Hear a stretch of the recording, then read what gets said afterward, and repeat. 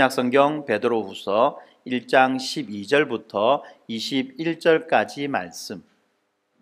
다 찾으셨으면 우리 문성주 성도 앞으로 나와서 말씀 읽어주시겠습니다. 그러므로 너희가 이것을 알고 이미 있는 진리에 서 있으나 내가 항상 너희에게 생각나게 하려 하노라. 내가 이 장막에 있을 동안에 너희를 일깨워 생각나게 함이 옳은 줄로 여기노니 이는 우리 주 예수 그리스도를 내게 지시하신 것 같이 나도 나의 장막을 벗어날 것이 임박한 줄을 알미라. 내가 힘써 너희로 하여금 내가 떠난 후에라도 어느 때나 이런 것을 생각나게 하려 하노라. 우리 주 예수 그리스도의 능력과 강림하심을 너희에게 알게 한 것이 교묘히 만든 이야기를 따른 것이 아니요 우리는 그의 크신 이 몸을 친히 본 자라. 지극히 큰 영광 중에서 이러한 소리가 그에게 나기를 이는 내 사랑하는 아들이요 내 기뻐하는 자라 하실 때에 그가 하나님 아버지께 존귀와 영광을 받으셨느니라. 이 소리는 우리가 그와 함께 거룩한 산에 있을 때에 하늘로부터 난 것을 들은 것이라. 또 우리에게는 더 확실한 예언이 있어 어두운 데를 비추는 등불과 같으니 날이 새어 샛별이 너희 마음에 떠오르기까지 너희가 이것을 주의하는 것이 옳으니라. 먼저 알 것은 성경의 모든 예언은 사사로이 풀 것이 아니니 예언은 언제든지 사람의 뜻으로 낸 것이 아니요 오직 성령의 감동하심을 받은 사람들이 하나님께 받아 말한 것임이라. 오늘 이제 우리가 베드로후서 1장 뒷부분을 이제 살펴볼 예정인데요. 지난주까지 살펴보았던 이 베드로후서의 내용은 이 서신의 수신자들에게 하나님이신 예수 그리스도께서 무엇을 주셨으며 왜 그것을 주셨는지에 대해서 살펴보았죠. 하나님이신 예수 그리스도께서 우리에게 주신 것이 무엇이냐? 첫 번째, 하나님이신 예수 그리스도께서는 우리에게 믿음을 주셨습니다. 그리고 생명과 경건에 관한 모든 것을 예수 그리스도의 그 신적인 능력으로 우리에게 주셨습니다. 뿐만 아니라 이것이 반드시 이루어질 것이다 라고 하는 그러한 약속도 우리에게 주셨죠. 왜 이렇게 우리에게 믿음을 주시고 생명과 경건에 관한 모든 것을 주셨느냐? 그것은 바로 우리로 하여금 그 신의 성품, 신의 거룩한 성품에 참여하게 하기 위해서, 또 다른 말로 표현한다면 바로 아들의 나라에 넉넉히 들어갈 수 있도록 하게 하기 위해서 우리에게 믿음도 주시고 생명과 경건에 관한 모든 것을 주셨다라고 말씀하죠. 뿐만 아니라 그렇게 우리에게 이러한 것들을 주신 목적인 신의 성품에 참여하는 것과 아들의 나라에 넉넉히 들어가는 것이 반드시 우리 가운데 이루어질 것이다 라고 하는 것을 약속으로 주셨어요. 뿐만 아니라 이러한 것들을 구체적으로 우리에게 다시 한 번 더 설명하고 있는 부분이 무엇이냐면 우리가 지난주에 살펴보았던 내용이죠.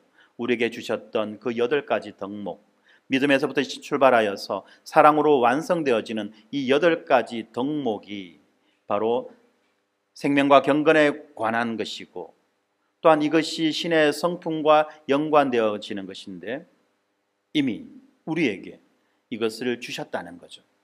어떤 형태로 주셨느냐? 시의 형태로 주셨다는 거예요.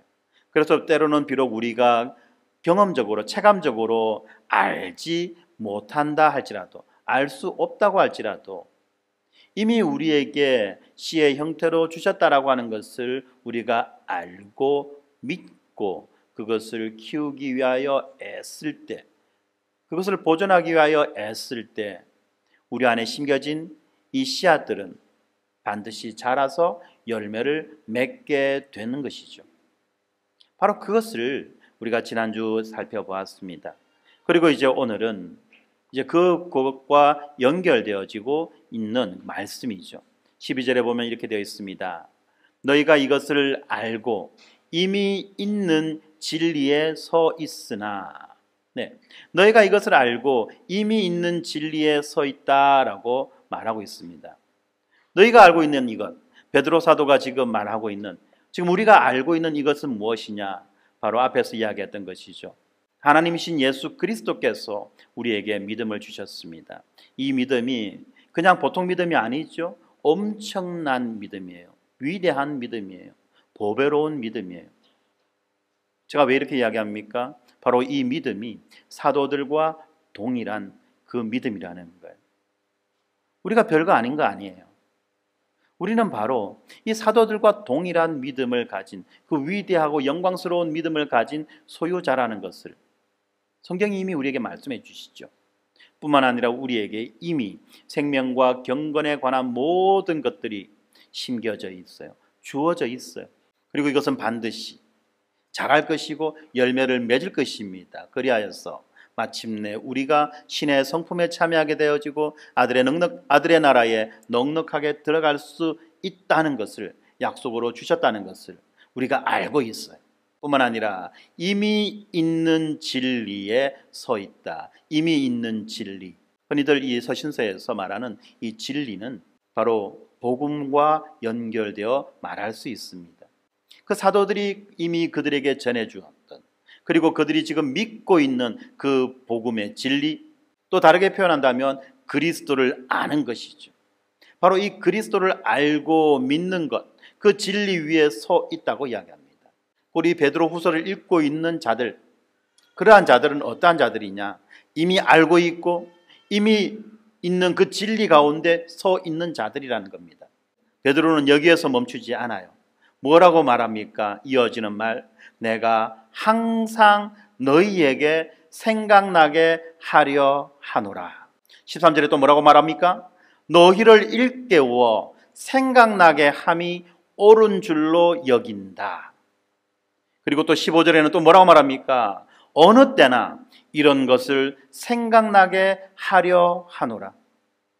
네, 이 13절부터 15절까지의 이 내용 가운데 생각나게 한다, 생각나게 하겠다, 생각나기를 원한다, 이런 말을 3번씩이나 반복해서 사용하고 있습니다.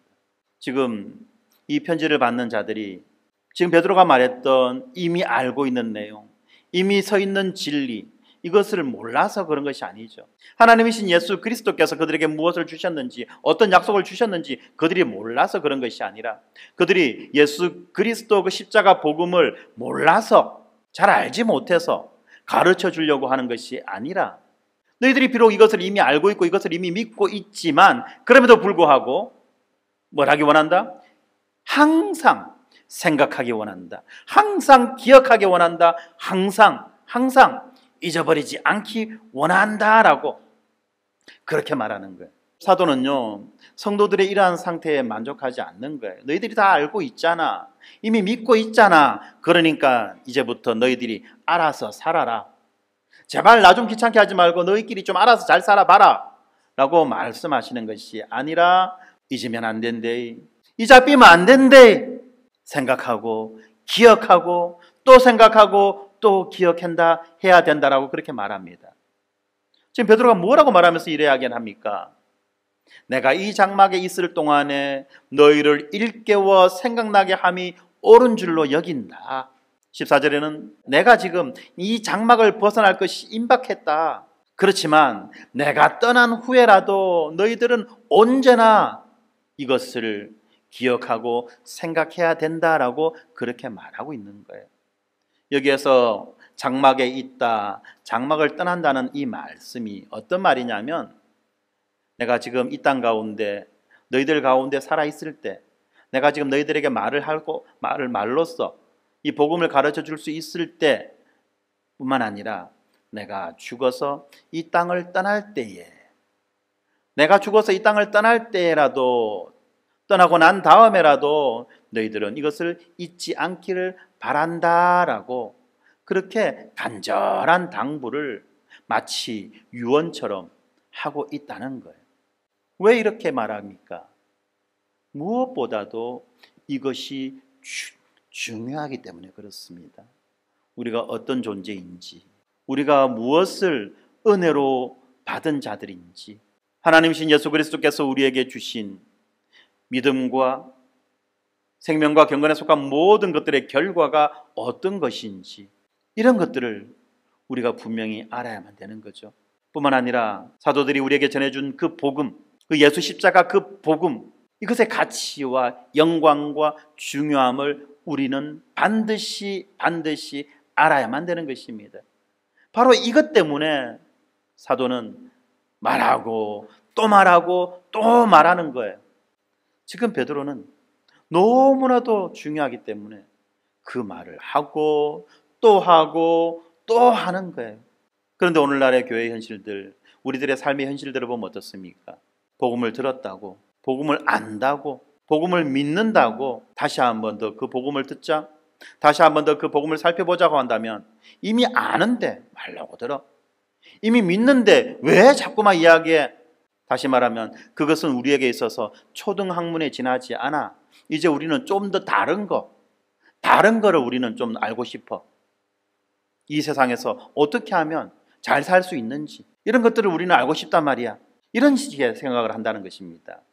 복음이라고 하면 많은 사람들은 이미 알고 있다라고 생각하고 이미 믿고 있다라고 생각하죠. 그런데 어떻습니까? 진짜 내가 알고 있고 내가 믿고 있습니까? 우리도 이 복음의 기초를 배우기 전에는, 예수 십자가 복음에 대해서 하나하나 낱낱이 자세히 듣기 전에는 안다고 생각했지만, 그러나 구체적이고 체계적으로 알지 못했던 그러한 것들이 우리들의 신앙의 현실이었지 않습니까? 10년, 20년, 30년 예수를 믿고 교회를 다녔지만 그럼에도 불구하고 복음을 제대로 처음부터 끝까지 말할 수 없는 것, 전할 수 없는 것, 그것이 우리들의 솔직한 삶의 현실이었다는 거예요. 이제 겨우 우리가 이 복음에 대해서 어느 정도 윤곽을 잡을 수 있고, 이제 겨우 우리가 이 복음에 대해서 한 두어 마디 말할 수 있는 그런 상황에 와 있는 거예요. 그렇지만 여러분, 오늘 이 베드로의 말씀을 통해서 우리가 분명히 깨달아야 되는 것은, 내가 지금 어렴풋이 윤곽을 잡고 있고 한마디 두마디 띄엄띄엄 말할 수 있다고 해서 우리가 이 복음을 완전히 알고 있다라고 착각하면 안 된다는 것이고, 비록 내가 이 복음에 대해서 완전히 알고 있고 제대로 체계적으로 말을 할 수 있다고 할지라도 그것이 마치 우리 신앙에 있어서 초등학문인 것처럼 그렇게 여겨서는 안 된다는 것입니다. 사실 우리 믿음의 시작과 끝, 우리 믿음의 모든 것은 바로 이 예수 십자가 복음에 달려 있다라고 말할 수밖에 없어요. 모든 것은 여기에서 출발합니다. 인생의 모든 원리가 여기에서부터 출발하는 거예요. 뿐만 아니라 우리가 어떤 존재인지를 분명히 인식하고 거기에서부터 우리에게 주어진 예수 십자가 복음이 어떠한 것인지를 바르게 알게 될 때에 우리 안에 믿음이 생겨난다라고 말할 수 있는 거예요. 오늘 저는 이 베드로의 이 말씀을 보면서 제가 중국에서 사역했을 때에 제게서 배웠던 그 교회 지도자들과 또 지체들에게 했던 그 이야기가 생각이 납니다.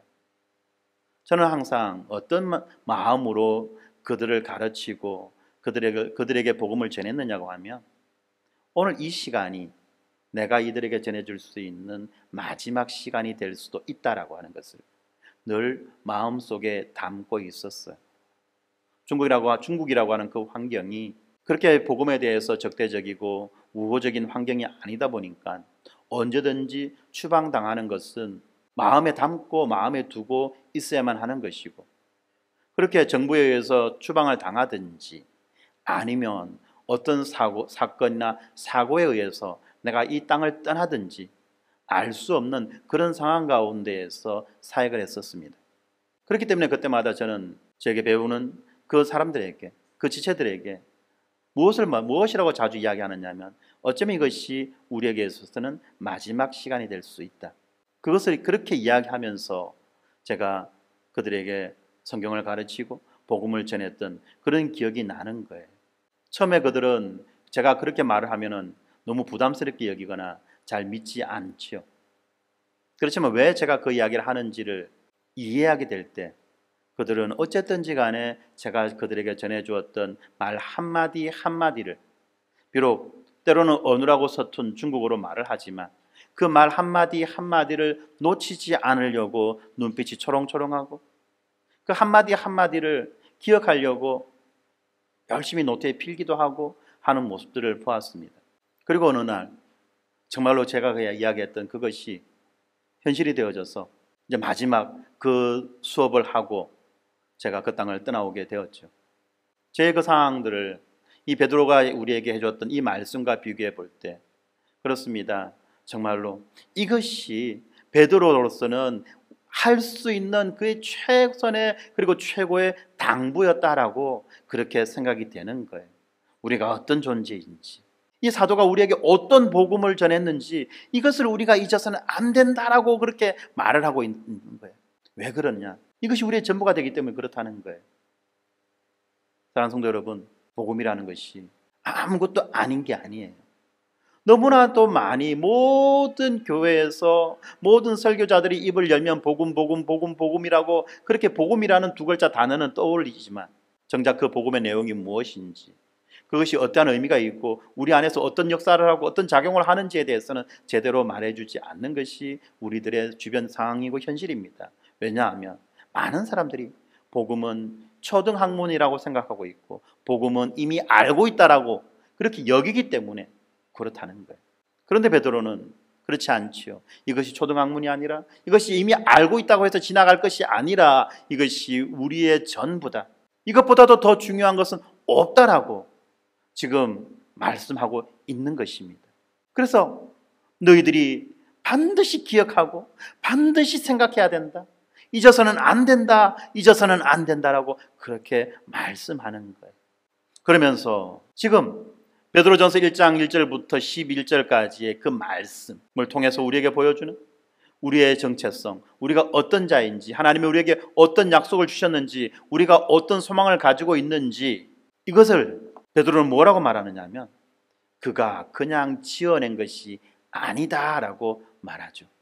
그가 그냥 지어낸 것이 아니다. 지금 너희들 가운데에서 너희들을 선동하고 너희들을 속이고 있는 그 거짓 교사들이 말하는 것처럼 그냥 그렇게 지어낸 것이 아니라 나는 이것을 나의 두 눈으로 똑똑히 보았다. 나는 이것을 나의 두 눈으로 똑똑히 목격했다라고 그렇게 말하고 있죠. 그것이 두 번째 부분입니다. 16절부터 18절까지 나오는 이 부분인데, 여기에서는 지금 베드로는 이 변화산 사건을 언급하고 있어요. 변화산 사건을 언급하고 있습니다. 그러면서 이 변화산 사건을 통해서 예수 그리스도가 어떠한 분이신지, 하나님이 그 예수 그리스도를 무엇이라고 말씀하시는지 이것을 우리에게 말해주고 있는 것이죠. 16절에 보면 이렇게 나오죠. 우리 주 예수 그리스도의 능력과 강림하심. 여기에서 말씀하고 있는 이 예수 그리스도의 능력이라고 말한다면 무엇과 관련된 능력이냐? 바로 그것은 3절입니다. 그의 신기한 능력으로 생명과 경건에 속한 모든 것을 우리에게 주셨다. 바로 하나님이신 예수 그리스도께서 그의 신적인 능력으로 생명과 경건에 속한 모든 것을 우리에게 주신 거예요. 그러므로 예수 그리스도의 능력이라고 하는 것은 우리에게 생명과 경건에 속한 모든 것, 다시 말하면 신의 성품, 그 신의 성품, 이것을 우리에게 주셨다는 거예요. 왜 이렇게 말을 하고 있을까요? 우리가 안 믿기 때문에 그래요. 우리가 믿을 수 없기 때문에 그래요.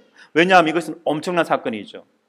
우리같이 부족하고 우리같이 죄 많고 우리같이 정말 아무것도 아닌 존재에게 하나님이 설마 그토록 영광스럽고 존귀한 것들을 주셨겠어? 우리와 하나님과의 거리가 얼만데, 얼마나 많은 그런 차원의 수준의 차원이 차이가 있는데 어떻게 그러한 것들을 감히 우리에게 주신단 말이야. 자꾸만 이런 식으로 사람들은 이 사실을 피하려고 하고 믿지 않으려고 한다는 것입니다. 왜 피하려고 하고 왜 믿지 않으려고 합니까? 사람들은요, 본성적으로 죄 가운데 살아가는 것을 좋아합니다. 거룩한 자, 생명을 추구하며 살아가는 것을 부담스럽게 여겨요. 그거는 나와 상관없는 일이라고 생각합니다. 나의 신분에, 나의 본분에 합당하지 않은 일이라고 여기면서 스스로는 그 시궁창 더러운 물속에 허우적거리면서 노는 것을 즐거워하고 좋아한다는 거예요. 그것이 우리의 본성이기 때문에 지금 베드로 사도가 우리에게 말했던 이것을 믿지 않으려고 하는 것이 현실입니다. 바로 그것 때문에 이렇게 말하는 거예요. 또 믿지 않으려고 하는 것이 무엇입니까? 예수 그리스도의 강림하심이에요. 예수 그리스도의 다시 오심이라는 것입니다.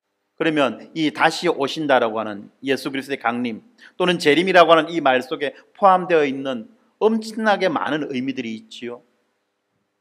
예수 그리스도께서 다시 이 땅에 오실 때 일어나는 일들이 무엇입니까? 대표적인 사건 몇 가지만 들어본다면 모든 육체의 부활이 있을 것이고 의인의 부활도 있을 것이며 또한 악인의 부활도 있을 것이고 뿐만 아니라 모든 자에 대한 심판이 있을 것이며 그 심판의 결과에 따라서 누구는 영벌에 처할 것이고 누구는 영생에 처하게 될 것이죠. 뿐만 아니라 우리에게 약속한 이미 우리 가운데 실현되어 가고 있는 그 하나님의 나라가 최종적으로 완성되어질 것이며 이제 우리는 예수 그리스도를 믿는 우리는 예수 그리스도와 함께 더불어서 새하늘과 새 땅 가운데에 그렇게 함께 기쁨으로 복과 안식을 누리며 살아가게 된다는 것, 이러한 내용들이 예수 그리스도의 강림 가운데 담겨 있는 말인데 사실 어떻게 보면 이것이 우리와는 너무 멀리 보이고 이것이 그냥 그림 속에 나오는 동화 속에 나오는 신화 속에 나오는 그런 것처럼 현실성이 없이 보인다는 거예요. 너무나도 믿기 어려운 사실이라는 것입니다. 그래서 베드로는 뭐라고 말하느냐 하면 이 말이 내가 지어낸 말이 아니다라고 말하죠. 뒤에 뭐라고 말합니까? 교묘히 만든 이야기를 따른 것이 아니다. 신화나 허구가 아니다. 그럴듯하게 지어낸 말이 아니다라고 말하는 거예요. 그러면서 우리가 뒤에서 계속해서 살펴보겠지만 그들 가운데 있는 거짓 교사들은 지금 이렇게 교묘히 만든 이야기를 가지고 하나님의 백성들을 미혹하고 있고 그들을 예수 그리스도로부터 떼어내려고 하고 있고 그들로 하여금 이 교회적 삶을 살아가지 못하게 그렇게 막아버리고 있는 그 사건들을 지금 언급하고 있는 거죠. 그런 것이 아니라는 거예요. 그래서 뭐라고 말합니까? 우리는 그의 크신 위엄을 친히 본 자다. 누구의 크신 위엄입니까? 바로 예수 그리스도의 크신 위엄을 친히 본 자라는 거예요. 예수 그리스도의 그 신적인 권위와 그 장엄함을 베드로는 직접 자기의 두 눈으로 보았다라고 말하고 있는 거예요. 그러면서 17절부터 나와 있는 이것이 바로 베드로가 보았던 장면, 그 변화산 사건의 그 장면에 대한 증언인 것입니다. 변화산 사건에서 일어났던 이 이야기들은 마태복음에도 마가복음에도 누가복음에도 이 변화산 사건이 나와 있습니다. 표현되는 단어들은 조금씩은 다르지만 거의 대동소이한 그 내용으로 나와 있어요. 특별히 마가복음 9장 2절부터 10절까지에 보면은 이 변화산 사건을 어떻게 말하고 있느냐 하면 이렇게 말하고 있습니다. 엿새 후에 그리스도께서 베드로와 야고보와 요한을 데리시고 따로 높은 산에 올라가셨더니 그들 앞에서 변형되사 그 옷이 광채가 나며 세상에서 빨래하는 자가 그렇게 희게 할 수 없을 만큼 매우 희어졌더라. 이에 엘리야가 모세와 함께 그들에게 나타나 예수와 더불어 말하거늘 베드로가 예수께 고하되 라삐여 우리가 여기 있는 것이 좋사오니 우리가 초막셋을 짓되 하나는 주를 위하여 하나는 모세를 위하여 하나는 엘리야를 위하여 하사이다 하니 이는 그들이 몹시 무서워하므로 그가 무슨 말을 할지 알지 못함이더라. 마침 구름이 와서 그들을 덮으며 구름 속에서 소리가 나되 이는 내 사랑하는 아들이니 너희는 그의 말을 들으라 하는지라. 문득 둘러보니 아무도 보이지 아니하고 오직 예수와 자기들 뿐이었더라라고 그렇게 이 변화산 사건을 기록하고 있습니다. 베드로는 이 변화산 사건을 뭐라고 말하느냐 하면 지극히 큰 영광 중에 이러한 소리가 그에게 나기를 이는 내 사랑하는 아들이요 내 기뻐하는 자라 하실 때에 그가 아버지께 존귀와 영광을 받으셨느니라 라고 말씀합니다. 바로 이 변화산 사건에서 등장하는 이 예수 그리스도를 베드로는 하나님의 대리자, 이 종말론적인 왕, 다시 말하면 이 최후의 날에 우리를 심판하시고 우리를 다스리실 분으로 지금 묘사하고 있는 것입니다. 예수 그리스도께서 아버지께 존귀와 영광을 받았다라고 하는 이 말은 예수 그리스도께서 신성한 영광을 입으셨으며 하나님의 대리자인 왕으로서 심판과 통치를 수행할 그러한 임직과 권한을 부여받았음을 우리에게 보여주고 있는 것입니다. 특별히 예수 그리스도에 대한 언급이 어떻게 나와 있습니까? 이는 내 사랑하는 아들이요 내 기뻐하는 자다 라고 언급하고 있죠. 여기서 말하고 있는 이 내 사랑하는 아들, 하나님께서 사랑하는 아들이라고 하는 이 말은 하나님의 유일한 자다, 하나님의 독자다, 하나님에 의해서 선택된 자다라고 하는 그런 의미를 가지고 있고요. 이 내 사랑하는 아들에 대한 이 시편의 언급이 있는데 시편 2편 6절부터 9절까지의 말씀에 보면 이렇게 나와 있습니다. 내가 나의 왕을 내 거룩한 산 시온에 세웠다 하시리로다. 내가 여호와의 명령을 전하노라. 여호와께서 내게 이르시되 너는 내 아들이라. 오늘 내가 너를 낳았도다. 내게 구하라. 내가 이방 나라를 내 유업으로 주리니 내 소유가 땅끝까지 이르리로다. 내가 철장으로 그들을 깨트리며 질그릇같이 부수리라 하시도다 라고 말씀하고 있는데 이 시편 2편은 메시아 시편이라고 알려진 유명한 말씀입니다. 이 시편에서는 이 메시아를 뭐라고 말하느냐 하면 너는 내 아들이다. 오늘 내가 너를 낳았다. 그리고 6절에 보면 나의 왕, 내가 거룩한 산 시온에 세운 나의 왕이다 라고 그렇게 말하고 있어요. 무슨 말이냐면 메시아, 구원자라는 것이죠. 이 메시아라는 말에 이 신약적 표현이 무엇입니까? 바로 그리스도라는 거예요. 예수가 어떤 분이신지에 대해서 이렇게 말하고 있는 거예요. 예수는 하나님께서 사랑하는 아들이다. 이때 이 사랑하는 아들이라고 하는 것은 단순히 내가 네 좋아한대, 사랑한대 그런 의미만이 아니라 하나님의 유일하신 자다. 하나님에 의해서 선택된 자다. 하나님에 의해서 모든 하나님의 백성을 구원할 것으로 그렇게 작정된 자다라고 그렇게 말씀하시는 거예요. 바로 이 내 사랑하는 아들을 통해서 예수가 어떤 분이신지를 말하고 있는 것이죠. 그래서 우리는 예수가 그리스도다라고 말하는 거예요. 예수 그리스도. 이거는 그냥 단순한 호칭이 아니라 하나의 고백이라는 것입니다. 예수가 우리를 구원하셨습니다. 예수에 의해서 구원받았습니다라고 하는 그 고백이라는 거예요. 바로 이것을 지금 말해주고 있는 것이죠. 베드로는 말합니다. 나는 하나님께서 직접 예수가 그리스도시라고 하는 것을 들었다. 예수가 그리스도라고 하는 것이 바로 이 복음의 핵심 아닙니까? 그리고 많은 사람들이 예수가 그리스도라고 주장함으로 인해서 박해를 받고 핍박을 받고 순교를 당했던 것이에요. 우리는 너무나도 쉽게 예수는 그리스도십니다. 예수 그리스도. 또 찬송을 통해서 예수는 그리스도라고 그렇게 고백하지만 이 고백이 사실은 그렇게 쉬운 고백이 아니었다는 거예요. 그러나 베드로는 지금 이 고백을 하나님께서 직접 우리에게, 나에게 그렇게 알려주시고 보여주셨다라고 그렇게 증언하고 있습니다. 그리고 이어지는 19절부터 21절까지는 베드로가 또 다른 이 복음의 확실성에 대한 증거를 이야기하고 있어요. 그것은 무엇이냐? 바로 구약 성경입니다. 19절에 보면 이렇게 되어 있죠. 또 우리에게는 더 확실한 예언이 있다. 이것이 무엇입니까? 바로 구약에 나타난 이 메시아에 대한 예언이라는 거예요. 다시 말하면 12절부터 15절까지는 베드로는 우리에게 당부하고 있지요. 예수가 그리스도라는 것을, 예수가 메시아라는 것을 너희들은 잊어서는 안 된다.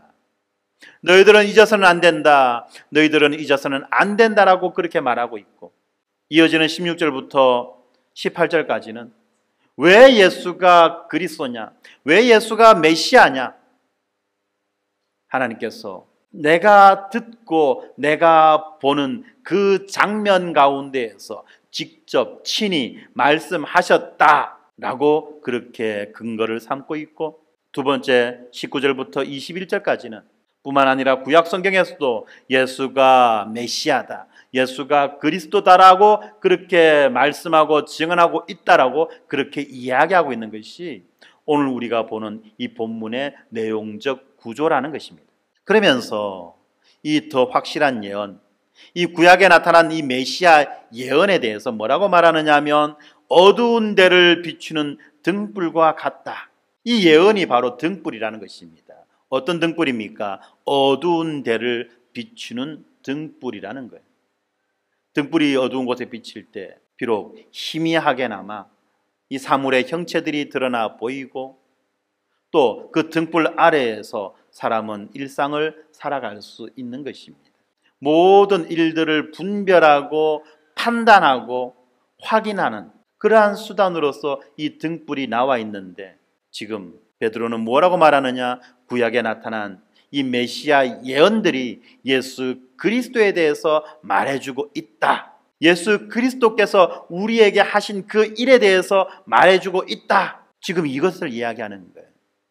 다시 한 번 더 반복합니다만, 예수 그리스도께서 우리에게 어떤 일을 하셨습니까? 베드로후서 1장 앞부분에 보면 하나님이신 예수 그리스도께서 우리에게 믿음을 주셨어요.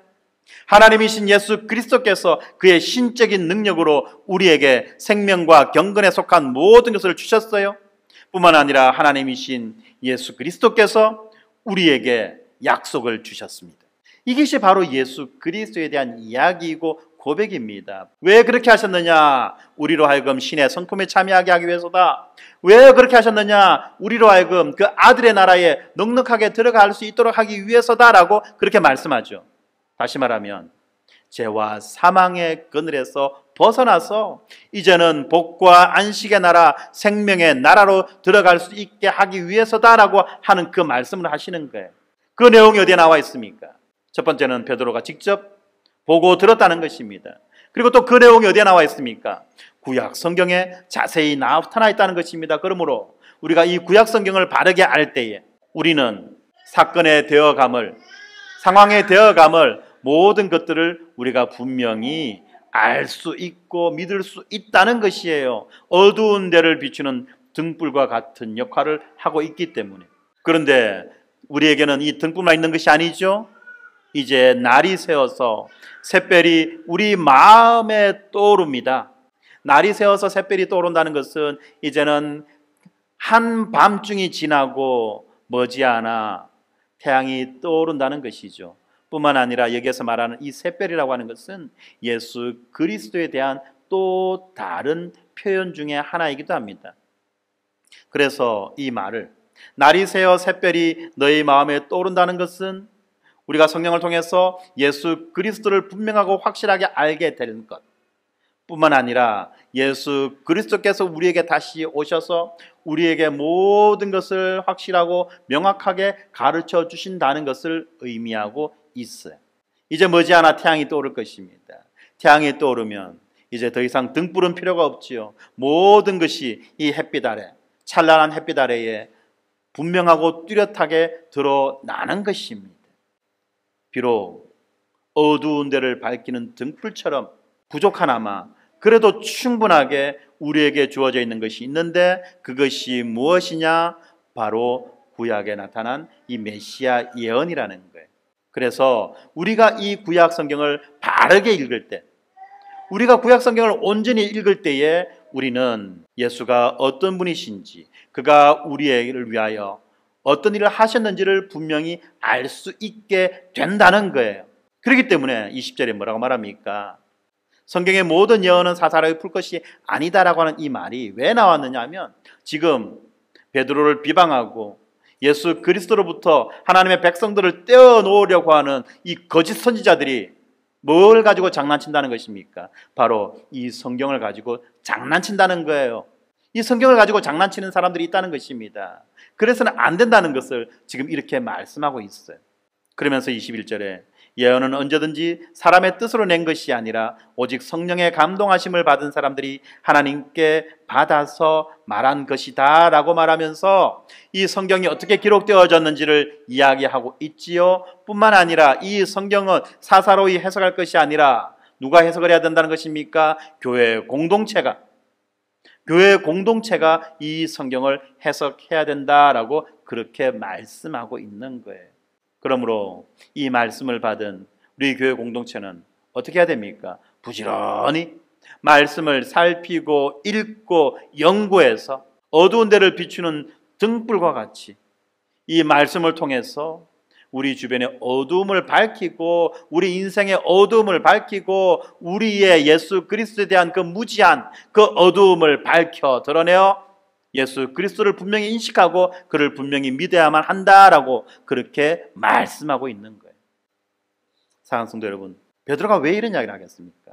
무엇이 아쉬워서 이런 말을 하겠습니까? 다른 이유가 있는 것이 아니에요. 베드로는 누구보다도 이 편지를 받는 이 편지의 수신자들, 다시 말하면 이 편지를 읽고 있는 우리 성도들을 사랑하고 아꼈습니다. 뿐만 아니라 베드로는 무엇보다도 우리에게 이 예수 그리스도를 알려주기 위해서 애를 쓰고 노력하고 자기의 모든 것들을 다 쏟아 부었습니다.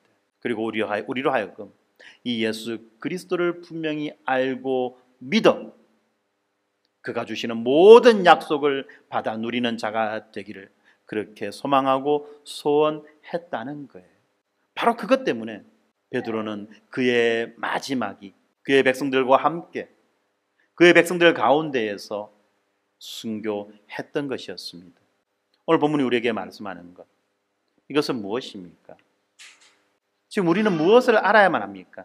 혹시 우리는 이 복음을 이미 알고 있다고 여기면서 이 복음을 소홀하게 다루고 있지는 않은지 돌아봐야만 합니다. 사도는 교회가 이 복음을 항상 기억할 수 있도록 필사적으로 애를 썼습니다. 왜 그렇습니까? 복음은 신자가 어떤 자인지, 신자의 삶의 결국은 어떤 영광으로 귀결되는지를 약속해 주는 것이며 우리 신앙의 토대가 되기 때문에 그렇다는 것입니다. 우리가 이 복음을 소홀하게 여길 때 우리는 우리 스스로 우리 발판을 허무는 그러한 위험한 행위를 하고 있는 것입니다. 그렇기 때문에 베드로 사도는 이 복음의 직접적인 증인으로서 이것을 강조하고 있습니다. 뿐만 아니라 성령의 감동으로 기록된 이 성경도 이 복음을 증거하고 있습니다. 이것을 우리가 분명히 알아야만 하는 것입니다. 그래서 여러분들에게 묻겠습니다. 우리는 믿고 있습니까? 하나님이신 예수님은 우리 신자들에게 사도들과 동일한 믿음을 주셨고 신의 성품의 씨앗을 주셨고 자신의 영원한 나라에 들어가게 하신다는 것을 우리는 믿고 있습니까? 예수가 그리스도이시며 하나님 나라의 왕으로서 우리에게 다시 오실 것을 우리는 믿고 있습니까? 우리가 이것에 대해서 분명하게 믿어야 돼요. 그리고 우리 그 믿음에 합당하게 우리는 살아야만 하는 것입니다. 그래서 마지막 질문을 하는 거예요.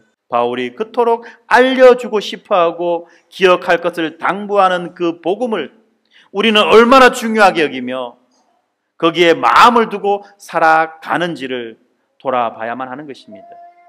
바울은 이 복음을 알리고 전하기 위해서 자신의 목숨조차도 아끼지 않았는데 우리는 지금 무엇을 소중하게 여기며 살아가고 있습니까? 이제 우리는 다시 복음으로 돌아가야만 합니다. 우리가 복음을 안다고 거기에서 멈출 것이 아니라 다시 알아서 우리의 생각과 뼈에 사무치도록 새겨야만 하는 것입니다. 사랑하는 성도 여러분, 우리를 창조하신 하나님은 우리의 머리털 하나까지 다 세신 바 계신 그 하나님께서는 자신의 손바닥에 우리의 이름을 새기고 나의 이름을 새기고 나를 기억하고 계십니다. 우리를 창조하신 하나님이 그 하나님의 손바닥에 나의 이름을 새기고 지금 나를 기억하고 계십니다.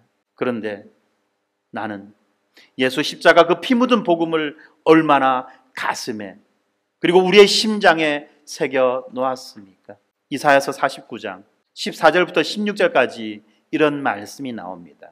오직 시온이 이르기를 여호와께서 나를 버리시며 주께서 나를 잊으셨다 하였거니와 여인이 어찌 그 젖 먹는 자식을 잊겠으며 자기 태에서 난 아들을 긍휼히 여기지 않겠느냐. 그들은 혹시 잊을지라도 나는 너를 잊지 아니할 것이라. 내가 너를 내 손바닥에 새겼고 너의 성벽이 항상 내 앞에 있나니. 아멘. 그렇습니다. 하나님의 백성들은 하나님을 향하여서 자주 이런 말을 합니다. 하나님이 나를 버렸다. 하나님이 나를 잊으셨고 나에게 어떠한 관심도 기울이고 계시지 않는다. 하나님이 나를 기억한다면, 하나님이 나를 사랑한다면, 하나님이 나에게 관심을 기울이고 계신다면 내가 어떻게 이런 꼬라지로 살 수 있겠느냐. 스스로가 자기의 처지를 한탄하며 하나님 앞에 이런 원망과 불평을 한다는 거예요. 하나님은 나와 아무 상관이 없는 존재다. 비록 그가 나를 만드셨을지 몰라도, 비록 그가 나를 창조하셨을지 몰라도 내 인생 가운데 개입하고 계시지 않으며 나를 돌보시지 않고 있는 그런 분이다라고 그렇게 하나님을 인식한다는 것입니다. 그러한 사람들의 불평과 불만과 인식에 대해서 성경은 뭐라고 말합니까? 이어지는 15절이지요. 여인이 어찌 그 젖 먹는 자식을 잊겠으며 자기 태에서 난 아들을 긍휼히 여기지 않겠느냐. 엄마가 어떻게 자기 몸으로 난 그 아들을, 그 자녀들을 잊어버릴 수 있겠냐는 거예요. 어떻게 사랑하지 않을 수 있겠냐는 거예요. 어떻게 불쌍히 여기지 않을 수 있겠냐는 거예요. 어떻게 관심 갖지 않을 수 있겠냐는 것입니다. 그러면서 이런 말을 하세요. 그들은 혹시 잊을지라도, 엄마가 자식에 대해서 혹시 관심 갖지 않고 버린 자식처럼 여기고 그렇게 소홀히 대하고 함부로 대할 수 있다고 하자. 그러나 나는, 하나님이 말씀하시죠, 너를 잊지 아니할 것이다. 결코 나를 잊지 않는다는 것입니다. 그러면서 말씀하시죠. 내가 너를 내 손바닥에 새겼다. 하나님은 나의 이름을 손바닥에 그냥 쓴 것도 아니에요. 볼펜으로 쓴 것도 아니에요. 매직으로 쓴 것도 아닙니다. 나의 이름을 한 땀 한 땀 자기의 손바닥에 새겼다는 거예요. 문신으로. 왜? 잊지 않기 위해서. 늘 기억하고 보호하고 인도하고 돌봐주기 위해서 하나님은 나를 자신의 손바닥에 새겼다라고 말씀하십니다. 이것이 복음이에요. 그 증거로 나타난 것이 바로 예수 십자가 그 복음이라는 것입니다, 여러분. 그런데 우리는 이 복음을 어떻게 여기고 있습니까? 이미 들었다고, 이미 안다고, 이미 믿었다고 처진한 유행가처럼, 옷장 속에 처박아 놓은 그런 옷처럼 그렇게 여기고 있지는 않느냐라는 것입니다. 그래서는 안 됩니다. 이제 우리는 이 복음을 우리의 심장에 새겨야만 합니다. 이 복음을 우리의 머리에 새겨야만 합니다. 그리고 이 복음을 우리의 뼈에 사무치도록 그렇게 새겨야만 하는 것입니다. 사람에 대한 원망, 불평, 이런 것들을 새길 것이 아니라 우리는 복음을 그렇게 우리 가슴에, 우리 뼈에 사무치도록 새겨야만 하는 것입니다. 바로 그것 때문에 베드로는 기억해라, 생각해라, 잊어서는 안 된다 라고 말씀하고 있습니다. 우리 교회는 이미 안다고 그렇게 자신할 것이 아니라 알아도 더 알기 위해서, 가져도 더 갖기 위해서 복음 앞에서 날마다 몸부림치며 한 걸음 한 걸음 전진해 나아가야만 하는 것입니다. 기도하겠습니다. 거룩하신 아버지 하나님, 감사합니다.